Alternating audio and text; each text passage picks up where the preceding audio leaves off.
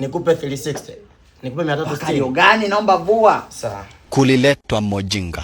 Yaani dada sawa, kupendeza sio kwa kila mtu, sio kila mtu mpaka apendeze. Kama una hela nenda. Nakwambia ongeza hela, ongezi. Yaani yule jirani yako kule. Achana, nenda kwa jirani. Hakuna huruma ya mtu mwenye ujauzito eti kisa una ujauzito. Nenda dada. Kama ni mabaya nitayavaa mimi mwenyewe. Vaa. Nani dada yangu bibi? Tushashindwana bwana. Mwache, hamna cha safi bwana.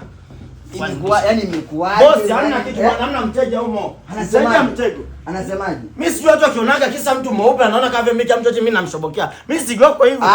Nishakataza mapenzi na kazi. Bora nizivae mimi mwenyewe. Mapenzi na kazi sitaki. Kwa tukashindwa kumkuza kama pombe. Hawa dada mjini wengi wajanja rudisha vitu. Mimi sijaja kutafuta mke huku Tabora. Kwani hivi alifika bei gani hivi? Eti anaishia kwenye 15,000. Kasema eti 15,000. What are you saying? 15,000 sasa si ujinga. Si upumbavu. Samahani. Shakusamea bosi. Hapa tunauzaje sisi? Nimemtukana naambia what the hell? 15,000 hii hapa. Hasa hivi ndugu yangu, sitope yenyewe hiyo. Shida yake sawa. Mimi hapo nilikuwa sipigi cha juu. Bosi hapo mimi sipati cha juu. Sasa mimi nitategemea mshahara tu bosi. Kwa maana kwa namna waga na jiseti hapo. Mteja akidisha 15,000 na muzi hata 22,000. Kile cha juu mimi najijenga. Wewe ni mtu wa juu. Siwezi kuwa mfanyakazi miaka yote. Lazima mimi nijiongeze kwa hapo kinacho kutekesha nini? Nikamwambia pita hivi. Nimempokea. Alafu mwisho wa mwezi baka nikasema mtoto tumboni anacheza nikamwambia toka na mama yako. Kwa hiyo ndugu yangu, kumbe wewe mimi nasema mbona wateja sasa hivi mauzo yameshuka. Kila nikienda daftari nashindwa kuelewa. Kumbe wewe zamani na chungu. Sasa hapo nani anachunga jangu mimi na wewe? Yule msichana sio mara ya kwanza anakuja hapa. Siku nyingine anakuja mtu unamwomba tipu, mtu anakukazia. Tipu mtu kabisa ana gari hivi unamwambia naomba tipu, naomba kidogo. Nimechukua vitu. Unampa change, mtu anapokea. Bosi ujinga jamani bosi wangu. Mbona unataka kuniulia hiyo shuka? Kwa hiyo bila na wakazi yanga, mimi una tipu nawaambia nenda maduka ya mbele. Sio unawakazia unataka kunitia mimi wewe umaskini. Naambiaga siuziwa shamba mimi nishambuka. Mshamba ni wewe. Haya tipu ya nini hapa? Bosi.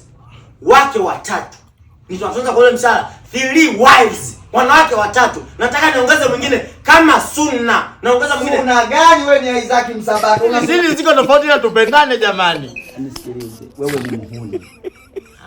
Wewe ni muhuni, huna sunna. Wewe ni Msabato. Kwa wanawake wanne wakazi gani? Kwa hiyo duka ni kama tumekuolea wewe. Toki nani vua nani roba vua kwanza. Imenikaa lakini angalia. Naomba vua. Nikupe 360.